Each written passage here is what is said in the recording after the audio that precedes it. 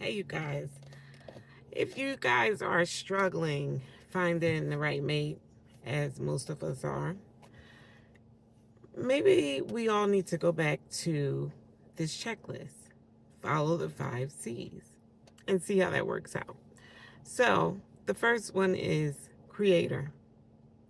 Make sure that if it's a she or he, they're in tune with the creator. We all know that's going to decrease any arguments. The person's mannerism is going to be in tune with God. You guys are going to be on the same path towards God, and it's going to make the relationship flow more cohesively. Number two, before you even enter into it, make sure each person has a career, some type of job that is going to be stable enough to combat today's inflation. Because we all know there's two things that couples argue about a lot, and that is infidelity, which could easily happen if you're not in tune with the creator, and finances. Okay? I like to have discussions before getting into any relationship as to what the person's goals are. What are you looking for out of this relationship? Where do you see yourself 5 years down the line? Just to see if we're in tune with each other. And I like to date, at least for 3 months with no intimacy. Although I can't have that anyway until we get married, but whatever. Then there is credit. I think each person should have good credit. I'm going to tell you from personal experience. When I was married to my son's father, he had a background, and he also had to pay child support for one of his kids that he had when he was a teenager. And I'll never forget a conversation that the young lady had on the phone with him when she called the house. She was bitter, and she basically said, you could hear her girlfriend in the background saying, oh, well, and your wife, she's going to have to pay the child support. I was in the other room minding my business, basically saying, no, I'm not. Because in our religion, we don't have to get married by the state. The marriage takes place in the temple, the church. It takes place in the eyesides of God. I don't have to go through all of that. So we already had our marriage certificate from being in the masjid. But what she thought was that because we're linked up together on paper, which we don't have to do, automatically, if I would have had to pay his back pay child support. You see what I'm saying? During times where he wasn't working, or if something happened to him where he was out of work for a while.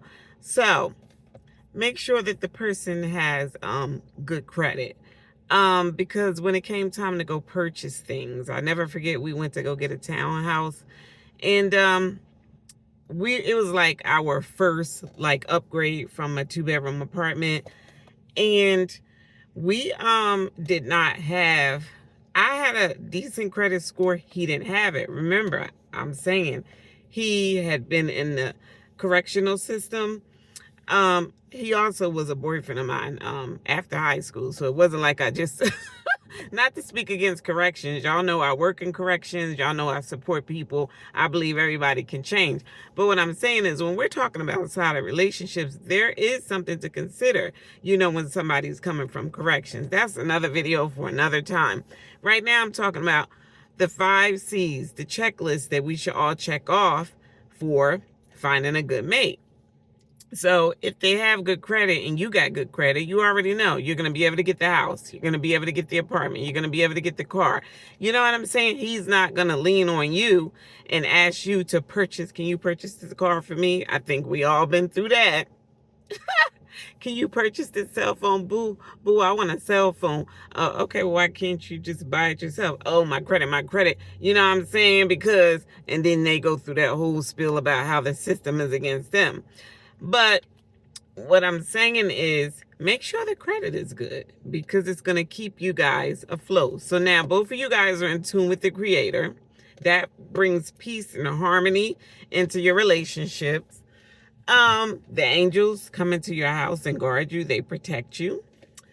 And then you both have a good career. So that should be very helpful financial wise. You can pick decent places to live. You'll be able to support your children. You'll be able to go on vacations and trips. One person will not be leaning on the other person for finances. So career is a huge checkbox for me. And don't get it wrong. If the person, career for me means, do you have a decent job that is close to my level of income that you have been stable with for years, that is going to help us get the things that we need as a couple. So creator, career, credit. So then a car. When you meet the person, I believe they need to have a car.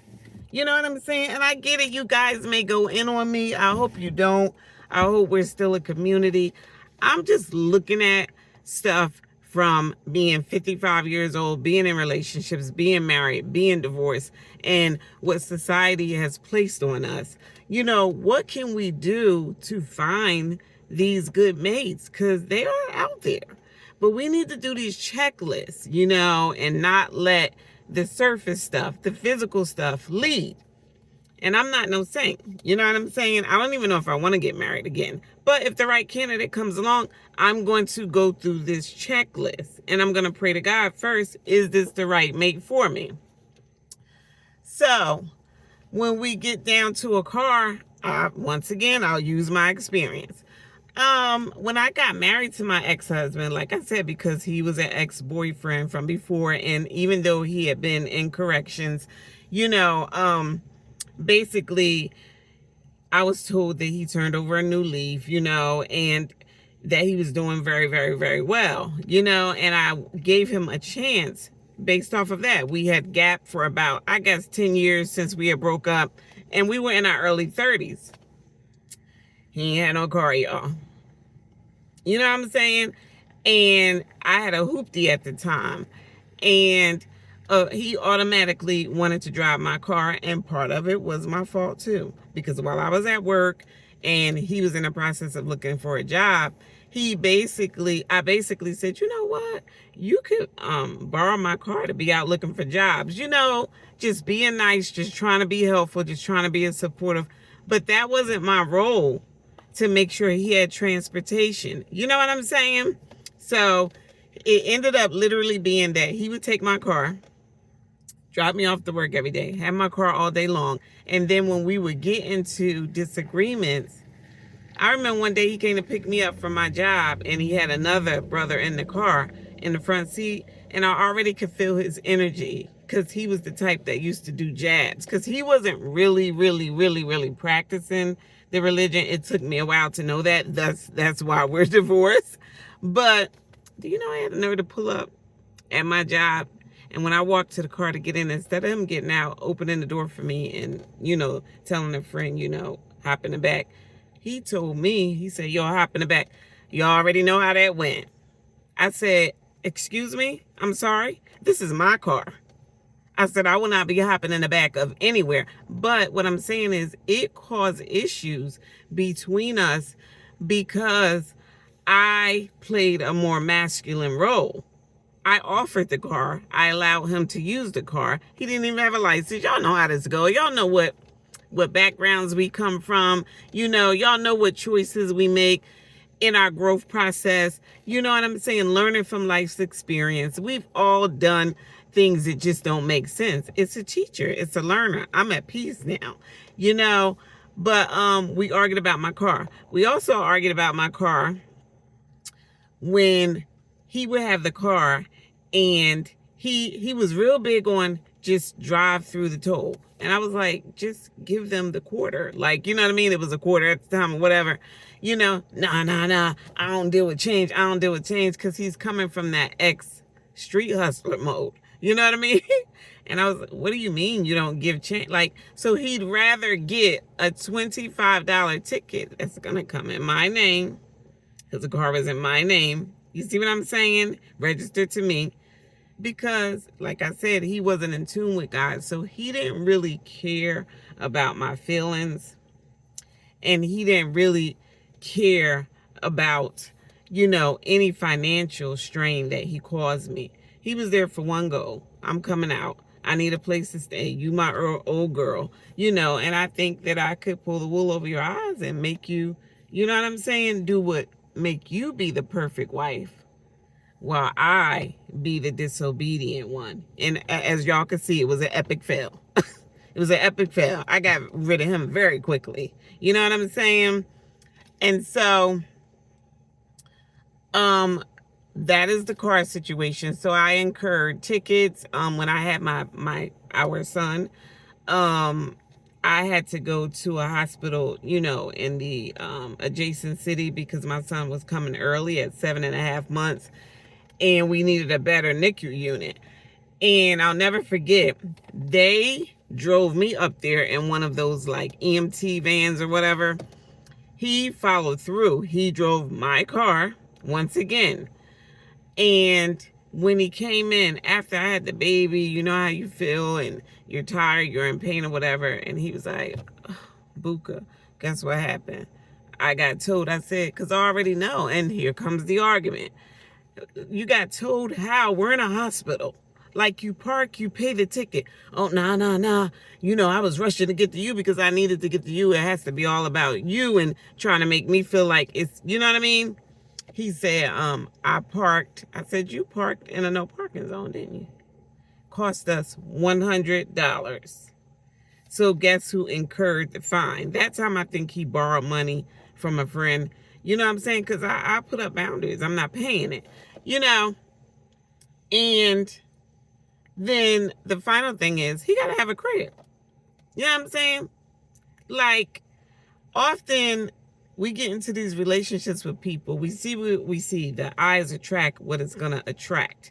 And I'm saying it. I'm guilty of it too. I was guilty of it. I've since then changed. You know what I'm saying? And we allow the charm, the representative to show up, to show us what they already know we want to hear and what's going to get them through that first door, instead of relying on what the creator, that's the number one. He already set the criteria. He has the preamble. If we follow his lead, we'll get what we'll get, or at best, you'll be chaste and single like me and at peace. I'm happy now, y'all. I have flourished so much more after him. It is unreal. Unreal.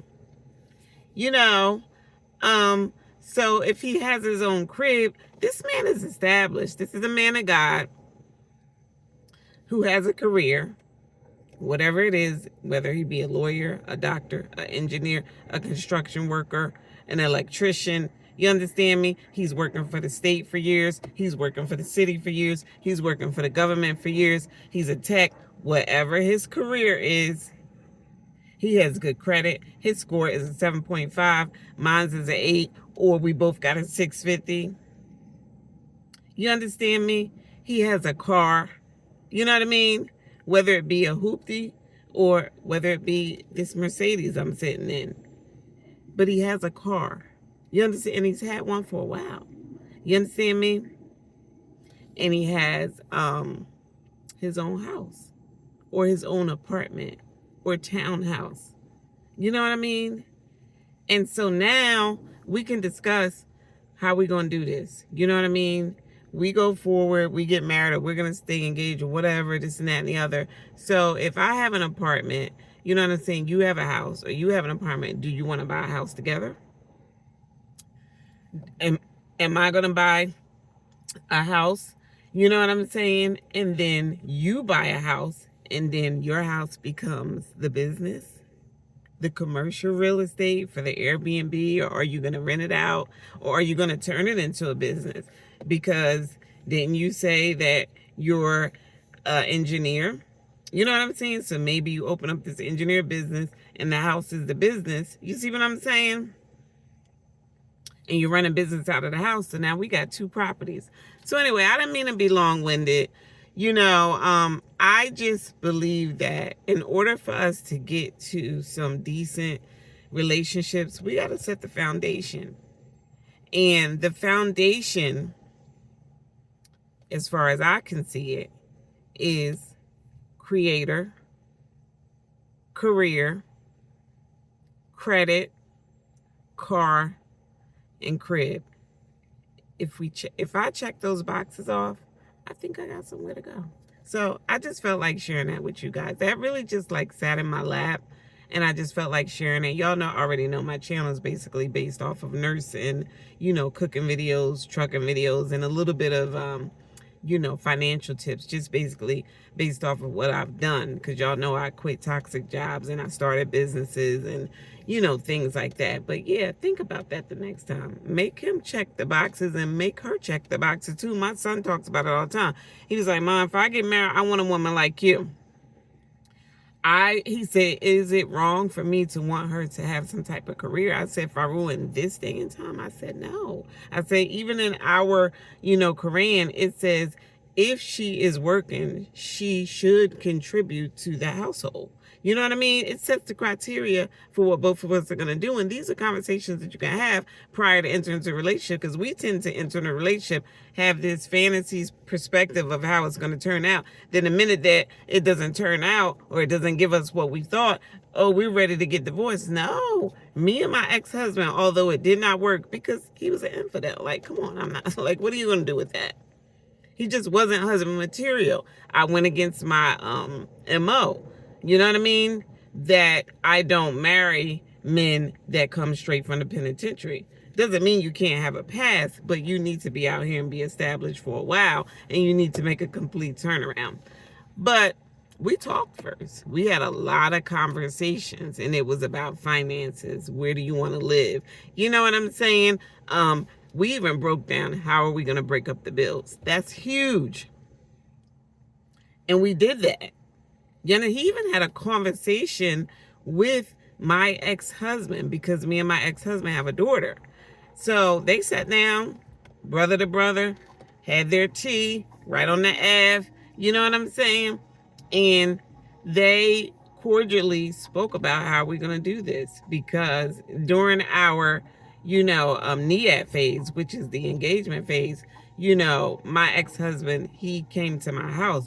But by us not being married, my daughter's father was like, you're around my daughter and y'all not married. What we doing? Are y'all going to do the nikah? Y'all going to do the wedding or what? And he was right. So we moved forward with it and blah, blah, blah. I just, I hope to see everybody win. I love to see people in good relationships. It came up for me. I think it's a good checklist, and just try it. Check it off, because I'll leave you guys with this. I have a Christian friend that's an ex-boyfriend, and we were just talking. We get deep a lot. And something was going on in my life, and I was talking to him. He was like, well, Audrey, he said, if you fail this test that you're in right now, God gonna make you repeat it again. You understand me? And he's right. And then shortly after that, I was at work as a nurse, and I met, when I tell you this guy looks so good. He was like the hunk of the campus. Now, to me, it didn't really wow me and throw me off my feet at first. At first, we bumped heads. And then when he eventually talked to me, and I realized he was of the same religion to me, I took a liking to him. He took a liking to me. However, I stuck to the list. And when we start talking about the Creator, I had made a prayer that we make before you have any decision with two options. You ask which is the best option, because I said, I really like him. I thought about him all the time, and I knew where this was going. You know what I mean? He had already asked me out, all of that. And something said, make the prayer, and I made the prayer. And we had a conversation one morning at work, and he said, well, what else do you like to do outside of work? And I was like, well, I travel, I go to the movies, I go out to dinner. Sometimes I do amusement parks, stuff like that. I like the theater in New York. I like to go back home and do a lot of stuff in New York. He was like, oh. I said, how about you? He said, oh, I want to go to one of them weed shops or whatever. He said. That was the end of my prayer. That was the answer to my prayer, y'all. Because ain't no way in the world you a Muslim and you're practicing your deen, and I'm not perfect, but I'm just saying there's big things, big sins, and then there's small things, things that God says, you know, if you stay away from the big ones, you know what I'm saying? Adultery, fornication, murder, suicide. You know what I'm saying? We all know drug use is not allowed in any religion. So once he said that, and he was also testing me, you guys. He's testing to see, what do I have to pay to get what I want from her? What type of Muslim system is she? Is she the one that only wears the garb? You know what I'm saying? And breaks all the rules? And I'm absolutely not. I'm absolutely not. You know what I'm saying? And I'm not perfect. But I shut it down. I didn't go out on a date. Allah transferred me to another hospital, and I never called him, although he gave me his phone number, because I already had one of them. Remember that? Remember I told y'all I had one that came home from the correctional facility that used to be in the streets before. You understand me? And that character showed up a lot in our marriage, and it destroyed it. You know what I'm saying? So that was my second test, because God was telling me, you keep picking the same man over and over again, then you wonder why your marriages aren't working out. You make the prayer to me, but you don't listen to the prayer when I give you the answer. No, or these are red flags. So I'm not marrying nobody who's not on their deen. You smoking weed, you not on it. And I let him go. I shut it down. That was it. Closed the door. You know what I mean? So anyway, I just felt like coming on here and saying that. You guys have a good day. It's Saturday. I'm getting ready to go to the fresh fish store. And yeah, whether I found a mate or not, like, I've already lived. I'm 55 years old. I'm not letting nobody come into my life and destroy my peace. That's it. Have a good day, you guys. Bye.